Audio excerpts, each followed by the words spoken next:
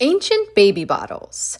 These 7,000-year-old vessels were found in Bronze Age and Iron Age infant graves in Bavaria, Germany. At first, they were believed to be vessels for filling oil lamps. Then, chemical analysis proved that they contained casein, the protein found in animal milk, in this case, sheep, goat, and cow's milk. Scientists realized that they were actually used for feeding babies, an early alternative to breastfeeding. However, the fact that they were found in infant graves suggests that this feeding option wasn't a very good one.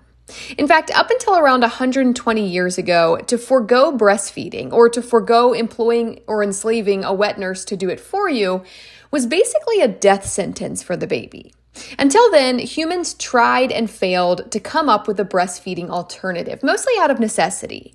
What happens if a mother dies in childbirth? How will the baby eat? What if she suffers from lactation failure, which became more and more common as women went to work long hours during the Industrial Revolution?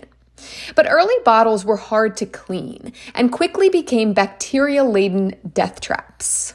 Plus, if you didn't have immediate access to a cow, you didn't have fresh milk. In the 19th century, the use of dirty feeding vessels and the lack of proper milk storage and sterilization led to the deaths of 1/3 of all artificially fed infants during their first year of life. Join me this week on History Fix to learn more about infant feeding, wherever you get your podcasts.